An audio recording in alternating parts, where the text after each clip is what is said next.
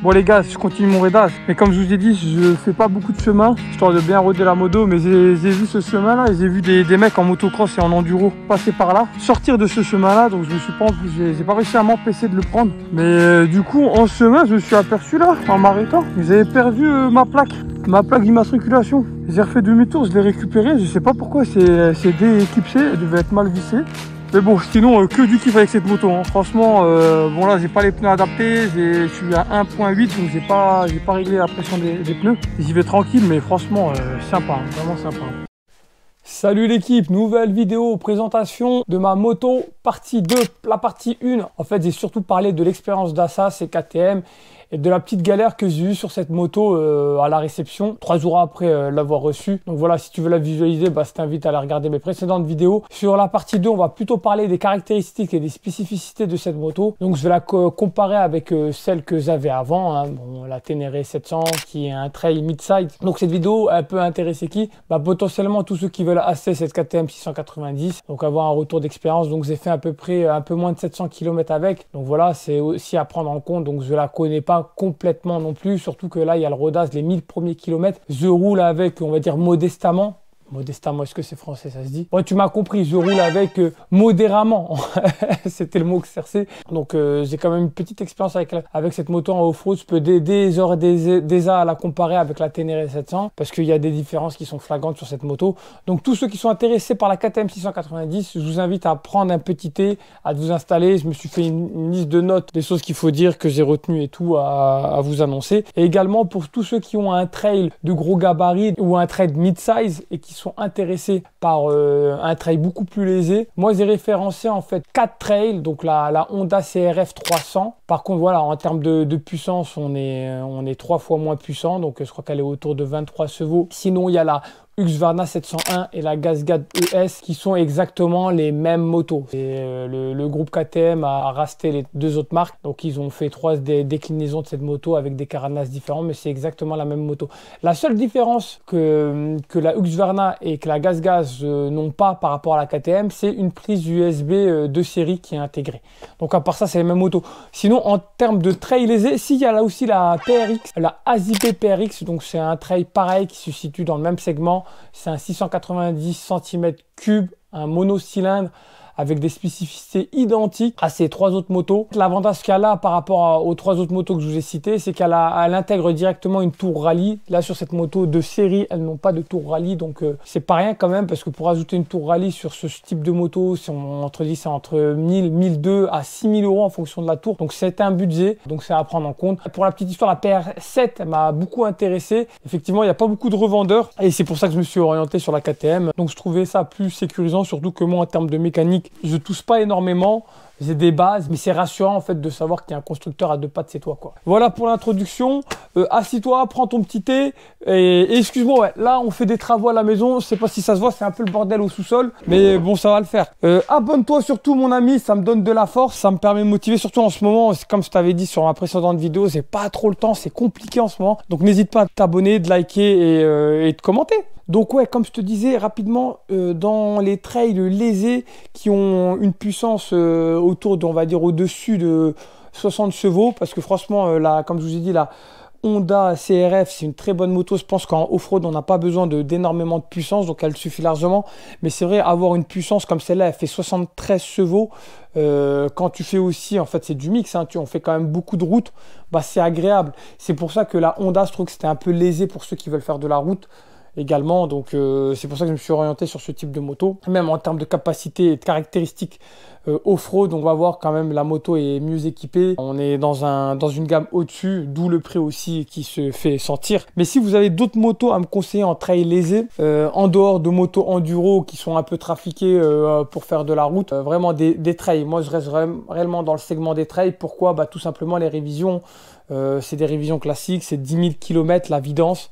comme un trail classique. Donc voilà, c'est pour ça qu'on reste quand même dans le segment trail. C'est plus pratique à l'utilisation. Bon, ceci étant dit, les caractéristiques, qu'est-ce que je peux vous dire sur cette moto? Eh ben, c'est son poids. Cette moto fait 162,5 kg tout plein fait avec un réservoir qui se fait 13,5 avec une consommation de 4,3 litres au 100. Ça, c'est la consommation constructeur. Mais pour avoir fait des tests, on n'est pas loin de ça. Après, encore une fois, je suis en rodage, donc ça tape pas non plus vastement. Je roulerai. Après, j'ai une conduite, de toute façon, même avec la Ténéré, elle avait une conduite relativement souple et tranquille. Donc, ça lui fait une autonomie max de 313 km. Elle n'en a pas l'air, on a l'impression qu'elle est beaucoup plus petite que la Ténéré, mais pas vraiment. La hauteur de selle est quasiment la même, 929 mm. Donc pour les petits gabarits, ça peut être éliminatoire. Après, encore une fois, il y a des gens qui sont petits et qui pilotent des grosses motos parce que voilà, ils ont les capacités techniques de le faire. Mais bon, tout est possible, hein. Tu as des gens qui vont faire 1m60 et ils vont réussir à conduire cette moto. Bah, le cadre est en acier de chrome molybdène à revêtement de poudre. C'est un cadre qu'ils appellent le cadre très lisse. C'est la forme du cadre, en fait. C'est une spécificité de KTM. Il est conçu de manière à avoir en fait tous les éléments mécaniques facilement accessibles. Donc ça, c'est vrai qu'on peut le remarquer là quand tu regardes la conception du cadre. En fait, le bloc moteur est ouvert. Donc tout est facile d'accès, c'est très appréciable. C'est une caractéristique des motos de KTM. Après le molybdène, donc il y a une poudre molybdène par-dessus. Bon là, ça a été peint. Qui permet en fait de résister aux hautes températures. Je me suis amusé à lire le manuel d'utilisation. Et en fait, le poids total roulant de la moto autorisée, c'est 350 kg. La moto autorise 150 kg à l'avant et 200 kg à l'arrière. Sachant que la moto tout plein fait 162,5 kg. Le poids du pilote, par exemple, moi, ça fait 80 kg. Donc, tout avec mes bottes, le casque et tout, on va dire, ça fait 90 kg. Donc, il me reste, en termes de poids de transport, 97,5 kg. Tu as vu, j'ai largement de quoi mettre madame derrière, même si je ne ferai pas du duo avec cette moto. Mais bon, pour ceux qui voyagent seuls, comme ce qui va être mon cas sur cette moto, ben en fait, je suis large, hein. Je peux mettre même 30 kg derrière, il n'y a pas de souci, même si ce n'est pas mon objectif, hein. Mais bon, c'était quand même un élément important à considérer avant l'achat. À titre de comparaison, la charge maximale du véhicule pour une Ténéré 700, c'est annoncé 190 kg. Donc là, si je fais le calcul avec la KTM, on est légèrement en dessous, 187,5 kg. Donc en fait, c'est quasiment identique. Ce gros monocylindre de 692 cm3, eh ben, qu'est-ce qu'il nous dit? Bah, révision, comme je vous ai dit, tous les 10 000. Bon, après, le vendeur m'a conseillé d'en faire quand même une tous les 5000 km. Donc voilà, donc histoire de... Parce que c'est quand même... Il n'y a pas beaucoup d'huile, il me disait. Il y a quand même qu'1,7 litres. Bon, la moto est pensée, on dirait qu'il manque de l'huile, mais non, il n'y a pas de souci. Pour ceux qui ont des KTM, ils le savent. Quand tu fais la vidange de la KTM, donc tu as le bouchon de vidange de la moto qui se situe quelque part par là, je ne sais plus où exactement. Ensuite, tu dois changer deux filtres. Donc, tu as le premier filtre qui est là, tu en as un deuxième qui est derrière. Et après, tu as deux crépines à changer. Tu en as une là et une autre, je ne sais plus où elle est. Donc, en fait, au total, ça te fait deux filtres, deux crépines et le bouchon de vidange. Donc, ça te fait 5 points de fuite. Alors que, par exemple, conception classique, on va dire, de beaucoup de motos, tu as le bouchon de vidange et tu as le filtre à l'huile à changer, tu vois. Donc, tu as 2 points de fuite. Bah forcément, là, quand tu fais une vidange et que tu t'ouvres 5 points de fuite potentiellement, bah, tu as plus de risque de mal resserrer un bouchon de filtre ou un bouchon de vidange, tu vois, ou un bouchon de crépine. C'est pour ça que je pense que quand tu fais ce genre de vidange sur ce type de véhicule, il faut être 2 fois, voire 3 fois plus vigilant au couple de serrage pour éviter d'avoir des problèmes, tu vois. Ouais, qu'est-ce que je peux vous dire de plus sur ce moteur? Bah, c'est un moteur qui marche super bien, franchement, pour un gros mono, je suis très impressionné. Effectivement, ça vibre quand même plus qu'un bicylindre, plus que ma Ténéré. Mais je m'attendais à pire que ça. C'est pas aussi souple, c'est pas aussi confortable qu'une Ténéré 700. Mais je suis quand même agréablement surpris. Je m'attendais à plus de rusticité de la bécane et en fait, pas tant que ça. Ah ouais, dernière chose pour l'huile. Donc, sur la Ténéré 700, bon, j'ai toujours comparé avec la Ténéré 700 parce que c'est mon ancienne moto. On était sur une huile 10 W40. Là, on est sur une huile 10 W50. Pour rappel, le 10, il donne en fait la viscosité de l'huile à froid. Donc, le chiffre avant le W et le chiffre après le W donne la viscosité de l'huile à chaud. Donc, sur la Ténéré, on est sur du 40. Ici, on est sur 50. Après, ça peut se comprendre étant donné que c'est un gros mono qui tape fort. Bon, voilà, je vais vous faire un petit rappel vite fait. Bon, le disque de frein ici, on est à 300. Donc, il y a un seul étrier avec 2 plaquettes et un seul disque de frein. Avec la Ténéré 700, j'en avais deux. Après, franchement, pour avoir fait des tests de freinage et tout, ça suffit largement en fait. Hein. J'en vois pas la nécessité d'en mettre deux. L'étrier avant est flottant, c'est un étrier Brembo. La suspension avant est une suspension WP, donc c'est la Explore USD de diamètre 48 mm. Là, c'est une grosse différence par rapport à mon ancienne moto, la Ténéré 700. La Ténéré 700, on était sur des suspensions et sur la plupart des trails, vous serez sur des suspensions de 43 mm. Ici, on est sur du suspension type enduro de 48 mm. Et là, franchement, c'est pas du luxe sur ce type de bécane quand même qui a une vocation vastement tout-terrain.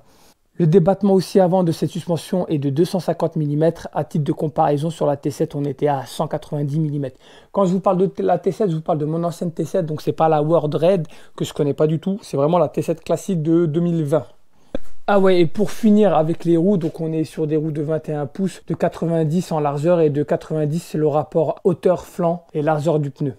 Pour ce qui est de l'arrière, sur l'arrière, on est sur du, pareil, c'est des Mitas 07, du 18 pouces. Ah ouais, c'est du 180-80. On était plutôt sur du 150-70 avec la Ténéré 700. Pareil, la Ténéré 700, c'était du 18 pouces, donc on a un pneu qui est moins large. Un seul étrier à l'arrière, un seul disque, transmission par scène, donc rien d'extraordinaire. Qu'est-ce que j'ai envie de vous dire? Oui, c'est par rapport aux pneus, donc les Mitas E07. Quand j'ai acheté cette moto, j'ai vu la montre d'origine. J'ai vu des très mauvais retours sur ce pneu-là, donc je me suis dit, dès que j'achète la moto, je vais pas faire comme pour la Ténéré 700 où il y avait des Pirelli Scorpion STR, donc c'était des pneus 40% off-road, 60% route. Là, on est sur du mix 50-50, on va dire. Et je m'attendais vraiment à des très mauvais pneus, étant donné les retours que j'ai lus sur Internet. Et en fait, j'étais agréablement surpris de la tenue de route de ces pneus. Sur route, franchement, j'ai rien à dire. Après, encore une fois, je roule pas comme un sagouin, je roule relativement tranquille avec ces pneus-là. Moi, ça me suffit largement sur route. Et là, en off-road, c'était sur route, j'avais le même ressenti pour les STR, pour la Ténéré 700. Par contre, avec ma Ténéré 700, les pneus Pirelli Scorpion STR en off-road, c'était même pas la peine. Ça marchait bien quand il faisait sec, mais moi j'habite et je vis en Normandie, donc il fait rarement sec, même l'été. Quand tu passes dans des forêts et tout, dans des sous-bois, c'est toujours humide, donc c'était même pas la peine. Par contre, ces pneus-là, tu sais, j'ai reçu la moto en février. Dès mars, j'ai fait des sorties avec. Et honnêtement, les pneus, ils font l'affaire. C'est pas des pneus dédiés pour faire de la boue. C'est pas ce que je te recommande quand tu as des chemins remplis de boue. Mais si tu les as à l'achat, eh ben, ces pneus méritent d'être utilisés jusqu'à leur usure. Moi, je comptais les changer dès la réception de la moto. Et en fait, j'étais agréablement surpris des comportements des pneus dans les passages de boue. Voilà, si tu vas tranquille, si tu as un bon équilibre sur la moto, ça fait le taf. Ce qui n'était pas du tout le cas avec la Ténéré 700. Comment c'est possible? La seule hypothèse que j'ai, c'est peut-être que ces pneus-là montés sur ce type de bécane avec de bonnes suspensions et un poids quand même relativement léger, parce que quand je fais des petites balades autour de chez moi, en plus, j'ai pas de valise, je suis vraiment au poids du pilote. Donc, j'ai pas d'autre explication. Quand j'aurai usé ces pneus, je vais pas forcément les remettre. Je pense que j'irai sur des trucs un peu plus engazés off-road, donc un peu plus autour de 80% off-road. Mais pour un pneu 50% off-road, franchement, ça dépanne, ça fait le taf. Ouais, et en plus, ce qui m'a surpris sur ces pneus, donc le manuel constructeur, ils disent que les pneus, c'est 1.8 bar pour la route et 1.5 pour le off-road. Donc moi, quand j'ai fait mes tests, j'ai fait 3 sorties off-road, je pensais avoir une pression à 1.8. C'est pas l'idéal parce on est en off-road, le constructeur recommande 1.5. Mais je me suis dit, c'est pas grave, c'est vraiment pour tester, c'est pour rouler tranquille. Et là, quand je suis rentré chez moi et à un moment donné, j'ai voulu baisser la pression pour descendre à 1.5 parce que je pensais être à 1.8. Et en fait, le concessionnaire, il m'a mis la pression des pneus à 2.25. Donc, tu vois, c'était même pas 1.8. Donc, j'ai fait 3 sorties off-road avec des pneus à 2.25 au lieu d'être à 1.5. Donc, tu vois, le retour sur ces pneus-là, je me dis, mais en fait, ces pneus, c'est de la bombe. Parce que là, les prochaines sorties, je vais me mettre à 1.5 et le feeling que j'aurai va encore être différent. Donc, déjà que j'en pensais que du bien.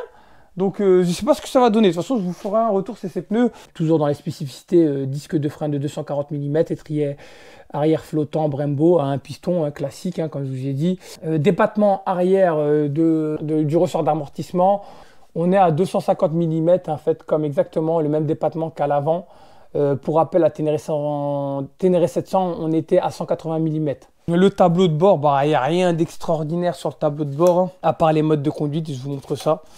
Il y a le traction control ici qui peut être désactivé, l'ABS qui est désactivable uniquement à l'arrière, pas à l'avant. Après, il y a une technique pour désactiver l'ABS totalement. On lève la selle et on retire le fusible qui concerne l'ABS. Après, pour mon usage à moi et pour mon expérience, j'ai pas d'intérêt à retirer l'ABS à l'avant, je déconnecte uniquement à l'arrière. Voilà, ici vous avez les modes de conduite, donc le mode 1 c'est le mode route. C'est une moto qui délivre un peu plus de puissance à la longe, donc la vitesse max s'en voit améliorer. Par contre, le mode de conduite 2, bah, tu as une accélération un peu plus douce, un peu plus maîtrisée, mais le mode 2 autorise le cabrage, les wheelings sur la moto. Donc voilà, donc le mode 2, grosso modo, c'est le mode off-road, le mode 1, c'est le mode route. À part ça, quoi vous dire de plus? Bah, après, c'est classique, hein, clignotant gauche, clignotant droit. Il n'y a pas de gassette pour faire des appels de phare, c'est dommage. Donc j'ai feu de route, feu de croisement, klaxon, classique, hein, et démarrage et coupe-circuit. Donc là aussi, c'est intéressant pour les suspensions, le réglage de la compression et de la détente est séparé. Donc celui de droite, je ne sais plus si c'est la compression ou la détente, et inversement pour celui de gauche. Donc de base d'usine, le réglage est à mi-réglage, hein. Moi, j'y ai pas encore touché, je compte le faire bientôt. Pour ce qui est de la fourche avant, j'ai fait pas mal de tests pour mon utilisation, elle est bien réglée. J'ai fait même plusieurs sauts, donc comme vous pouvez voir, il y a je sais pas comment ça s'appelle, mais on va dire il y a un repère. Donc au maximum, j'ai fait un énorme saut. Au maximum, tu vois, j'ai compressé ma fourche de cette quantité-là. Donc à la limite, peut-être diminuer un peu la compression, parce que le saut que j'ai fait, il était quand même important. Donc légèrement diminuer la compression. Après, ce que je ferai aussi, c'est je continue mes tests, mais ce que je ferai aussi, c'est au niveau du ressort d'amortisseur arrière. En fait, je trouve que la détente est un peu trop violente sur l'amortisseur arrière, donc je lasserai un peu au niveau de la détente de l'amortisseur arrière. Après ça, ces réglages-là, c'est en fonction de vous, en fonction de votre ressenti, votre poids aussi, et si ou pas vous mettez des valises ou pas, tu vois. Ouais, l'ABS aussi important. L'ABS ici, c'est un ABS bien plus performant que celle de la Ténéré 700. C'est un ABS qui s'adapte aussi à l'inclinaison de la moto, ce que je n'avais pas forcément. Et pareil pour le traction control, c'est agréable, c'est appréciable de l'avoir, étant donné que je ne l'avais pas sur mes anciennes motos. Vu comme ça, on a l'impression que c'est une moto d'enduro, un trail d'enduro brut. En termes d'électronique, KTM quand même a bien fourni la bête. Après voilà, l'électronique on aime ou on n'aime pas. Moi, j'aime pas trop de base parce que quand tu as des problèmes d'électronique, eh ben, tu es vite fait en galère. J'ai eu un petit problème parce que quand j'ai reçu la moto, en fait, je me suis amusé à la démonter, à démonter tous les carénages en fait. Parce que moi, je conseille pour ceux qui veulent faire du off-road, moi, je suis en plein entraînement. Donc, j'aimerais bien faire des longs road trips, ce qui n'est pas mon cas, j'ai zéro expérience. Donc, je commence à apprendre petit à petit. Donc, j'ai voulu en fait retirer tous les carénages de la bécane. Donc, l'avantage de cette moto, c'est que les carénages, ils sont faciles d'accès, hein. Donc, tu peux tout retirer facilement. Le filtre à air, il est juste là. Je te montrerai rapidement. Tu as une boîte d'outils fournie par KTM qui se situe ici, qui est facile d'accès. Et en fait, avec cette trousse à outils, tu peux tout faire. Tu peux vraiment tout faire. Je te montrerai ça tout à l'heure. Le truc où j'ai le plus galéré, paradoxalement, donc j'ai démonté le sabot, j'ai démonté tout en fait. Le truc où j'ai le plus galéré à démonter, c'est le garde-boue. En fait, il y a 4 points de fixation. Je ne sais pas pourquoi ils ont fait ça. Sur ma Ténéré 700, c'était très facile pour démonter le garde-boue. Il y avait 2 points de fixation qui étaient faciles d'accès. Là, j'ai galéré. Suite à ce démontage et à ce lavage, parce que j'en avais profité pour laver la moto, bah, j'ai eu un défaut moteur, diagnostic. Donc en fait, c'était l'ABS qui s'était mis en warning, en défaut. Donc là, je l'ai déposé chez mon concessionnaire. Il a mis un coup de balise, il a fait sauter le défaut. Et c'est parti. Donc voilà, donc ça t'arrive en road trip, tu te dis mais c'est quoi ce défaut? C'est un défaut moteur, donc diagnostic, ça peut être tout et n'importe quoi. Donc en plein road trip, c'est vrai, c'est inquiétant, mais en fait c'est un défaut à la con. Et moi j'ai suspecté, quand j'ai démonté le garde-boue, j'ai peut-être mis un coup sur le détecteur de l'ABS, même s'il se situe là en fait, étant donné que j'ai passé en fait des rallonges de clés de ce côté-là, je me suis dit peut-être à ce moment-là je l'ai touché. Mais bon, l'électronique, j'aime pas trop ça, mais c'est vrai que quand ça marche, c'est appréciable. Ouais, important aussi sur cette moto, il y a le shifter. Donc pour l'instant, moi, je l'utilise pas vraiment parce qu'on m'a dit bon voilà, il faut roder quand même la boîte de vitesse. vu que la moto est neuve, donc je fais le rodage, je n'utilise pas encore le shifter, donc je ne peux pas vous dire grand chose sur le shifter, s'il est bien ou il n'est pas bien. Je vous ai fait le tour d'horizon de la moto, les spécificités, je vais vous donner un peu mes ressentis sur ce que je pense de cette moto. Bon, la prise au vent, voilà, c'est une moto qui est légère, il n'y a pas, tu vois, il n'y a pas de carénage, il n'y a pas de bulle, donc tu te prends tout dans la gueule. Donc là, après, tu peux remédier à ce problème avec la Tour Rallye. Ça reste quand même une moto, quand même, étant donné sa légèreté, son assise aussi. Donc voilà, tu vois, c'est pas là, si tu as des problèmes de dos ou des problèmes de fesses, si tu n'as pas les fesses bien rembourrées, bon, bon courage, il faudra faire quelque chose, hein, mettre un coussin ou c'est pas quoi, tu vois. Après, voilà, pour moi, en tout cas, pour ma pratique à moi, à partir de 100 km, ça commence à être désagréable, tu vois. Mais en dessous des 100 km, franchement, je supporte. Tu peux rouler des heures comme ça, il n'y a pas de souci. Donc, en fait, grosso modo, ce que ça veut dire, c'est qu'il faut éviter les autoroutes. Ou si tu as des portions d'autoroute à faire, faut pas que ça soit des portions qui durent plusieurs heures. Aussi, un avantage que je trouve appréciable, c'est la selle. Je galérais avec ma Ténéré 700 à retirer la selle, à remettre la selle. Là, regarde, mec, tu retires. Tu tires ici, tu vois. Et regarde, avec un bras, j'arrive à la retirer. Et tu vois, tiens, j'en profite pour te montrer. Ici, tu retires ces deux vis, tu as accès à la boîte à air. Tu peux nettoyer ton filtre à air facilement. C'est un truc de dingue. Donc là, tu as la batterie. En dessous ici de cette carte électronique, je ne sais pas trop à quoi ça sert, mais en dessous, tu as les fusibles pour déconnecter l'ABS si tu te sens capable de rouler sans ABS à l'avant. Mais voilà, tu vois, il regarde avec un bras. Moi, je galérais à chaque fois à retirer ma selle avec ma Ténéré et à la remettre. Et là, tu vois, tout ça avec un bras. Tu vois, franchement, il n'y a pas plus facile, quoi. Tac, tac. Et c'est terminé. Donc ça, c'est gros kiff. Après, pour ce qui est du guidon, moi, je trouve qu'il est légèrement un peu trop petit, tu vois, en largeur. Tu vois, j'aurais aimé qu'il soit un tout petit peu plus long. Pareil pour la hauteur, je pense que ça, c'est classique. Je rajouterai des pontées.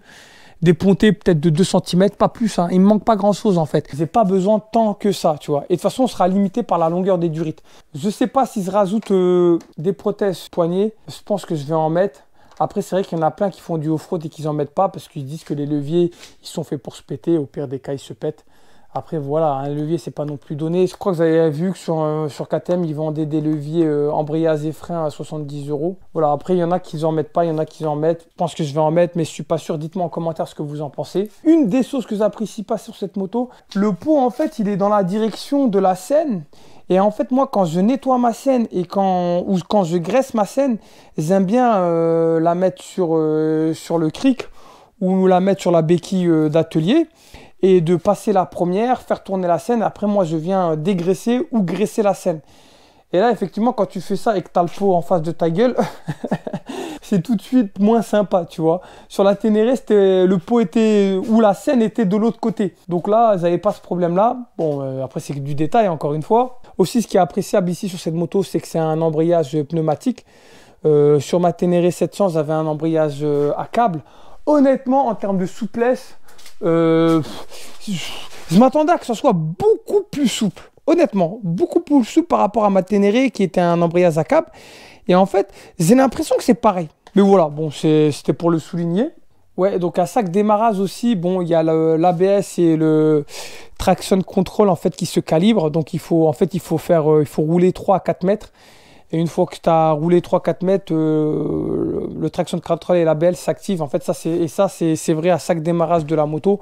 En soi, c'est pas un problème, mais quand tu fais du off-road et que tu es amené à tomber, à éteindre la bécane, et ben du coup, il fait ce calibrage. Quand tu vas redémarrer la moto, il va recalibrer tout ça. Mais bon, c'est vrai que si tu fais un franchissement et que tu n'arrives pas à passer l'obstacle, que la moto s'éteint et que tu redémarres, quand tu vas repartir, il faudra penser à redéconnecter au bout de 3-4 mètres. Il faudra repenser à redésactiver de nouveau le traction control et l'ABS parce que sinon il va se remettre. Donc voilà, là c'était dit mon retour de ce que je pense de cette moto. Maintenant, si tu comptes faire essentiellement de la route, je te recommande pas de prendre cette moto. Reste sur une Ténéré 700 ou sur une autre moto, sur un trail un peu plus adapté. Par contre, maintenant, si tu as des vocations, des ambitions de faire beaucoup de off-road, et bien franchement, cette moto, elle est adaptée, elle est parfaite. Franchement, elle est parfaite pour ce qu'on lui demande. Et j'en suis très content pour l'instant de ça. Je vais y aller progressivement. Hein. Franchement, je ne mets pas des séances. Je fais là de plus en plus de sorties off-road perso pour prendre de l'expérience. Et voilà, hein, peut-être que d'ici, je me donne encore un an pour faire un gros road trip. Mais voilà, j'y vais doucement. De toute façon, je suis pas pressé par le temps. Les futures améliorations, qu'est-ce que je vais faire? Bah, comme je t'ai dit, je vais rajouter une rehausse du guidon. La largeur du guidon, je pense que pour l'instant, je vais pas la toucher. La tour rallye, pour l'instant, je vais pas en mettre parce que de toute façon, c'est un budget. Ce que je vais faire aussi ici, quand je suis tombé, en fait, à un moment donné, en off-road, je suis tombé dans un trou. J'ai galéré pour sortir la moto, je l'ai traîné. Bah là, ce que je vais faire, j'ai vu ça sur internet, des attaches qui viennent se fixer sur les fourches.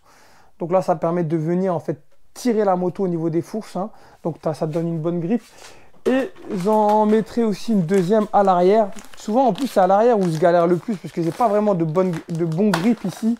Donc je vais en mettre une. Donc c'est pareil, c'est une sangle qui vient se fixer là, tu vois, de là qui fait le tour en fait. Donc ça, je vais mettre ça aussi. Donc ça, quand j'aurai 5 minutes, je le ferai. Ouais, je pense que moi, d'habitude, les échappements d'origine, je les change pas. Je les laisse surtout pour les trails. Parce que pour les trails, je préfère une moto qui fait vraiment pas de bruit. Mais celui-ci, là, je le trouve vraiment énorme. L'échappement, vraiment très moche. Et il doit être lourd. Donc lui, ça sera un budget qu'il faudra que je budgétise. Mais je finirai par le changer. Ça, c'est quasi sûr. Je sais pas quand, je sais pas par lequel. Mais je finirai par changer l'échappement. Donc j'ai mis des crash-bars avant. Après, les arrière, j'en ai pas mis. Je sais pas si vous vous recommandez d'en mettre.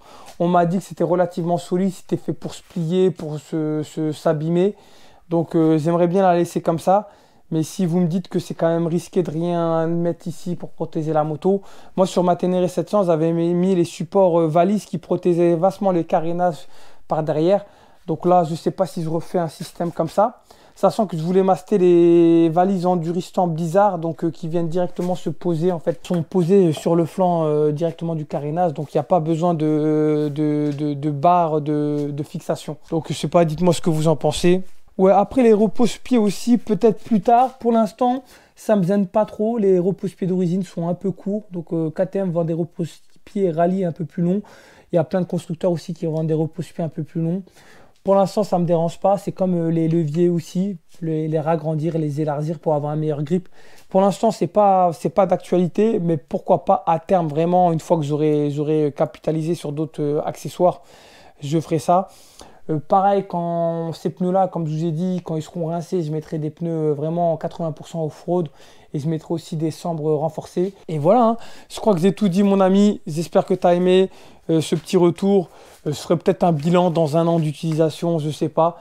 Mais voilà, donc n'hésite pas à me mettre en commentaire ce que tu penses de cette bécane. Si tu as d'autres idées, si tu as des recommandations à me donner d'accessoires ou d'utilisation, je suis preneur. Si tu as d'autres bécanes un peu de ce type-là à me citer, moi ça m'intéresse, hein. Et aussi pour tous ceux qui sont passés d'un gros trail à ce type de trail, donc ça reste quand même un trail, hein. Révision tous les 10 000, c'est appréciable. Bah, dites-moi votre retour d'expérience, ce que vous en pensez. Moi honnêtement, je m'attendais à un step en off-road avec ce type de bécane par rapport à ma Ténéré 700, mais je ne m'attendais pas à ce point. Franchement, le step il est énorme. Pourtant, j'ai un tout petit niveau en off-road, je débute et je vois directement la différence. Et j'ai pas des pneus adaptés. J'ai fait du off-road, j'ai fait 4 sorties off-road avec une pression de pneus à 2,25 bars, t'imagines. Donc j'étais pas du tout dans des conditions pour kiffer. Et en fait, j'ai kiffé. J'ai kiffé. Et voilà, quoi dire de plus? Ah ouais, petite chose, tu vois, ce que j'ai reçu avec la moto, j'ai reçu, je te montre rapidement, tes repose-pieds si tu fais du duo avec madame. Donc en fait, ils viennent se fixer là, donc tu retires ce truc là et tu viens mettre cela. Bon, celui-là c'est le côté gauche, mais tu as compris.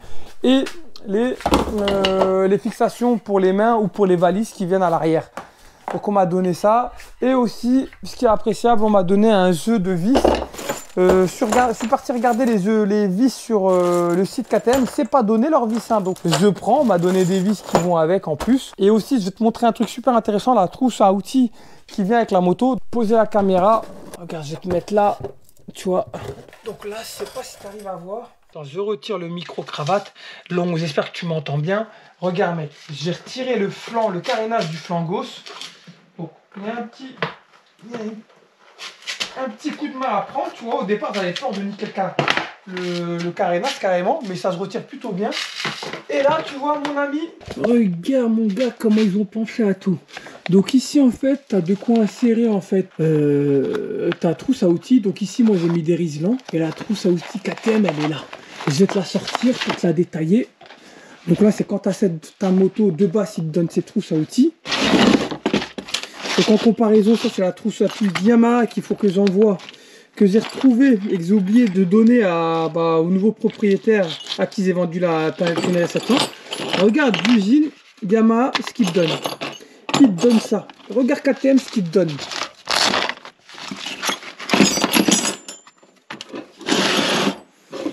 Regarde, j'ai rajouté des riselants. Ça, c'est moi, les riselants, c'est moi qui les ai rajoutés. Mais tout le reste, voilà, c'est KTM. Et je peux te dire qu'avec ça, tu fais toutes les interventions sur ta bécane. Tu as les têtes de vis de ta moto. Tu peux tout faire. Tu as une pince. Tu as tout. Tu fais tout avec. Le seul truc que je trouve un peu négatif, c'est pour démonter la roue avant et démonter la roue arrière. Tu vois, le bras de levier, il n'est pas non plus confort. Hein. Je trouve pas ça... Je sais pas ce que j'ai jamais démonté la moto avec, hein, pour l'instant les roues avant et les roues arrière, et je me sens pas capable franchement de le faire avec. Bah j'ai des outils plus adaptés pour le faire. Mais en off-road, je pense que je me prendrai les démonte pneus de la marque que je vous mettrai en commentaire là. Je me rappelle plus du nom de la marque que j'ai trouvé sur internet qui sont intéressants.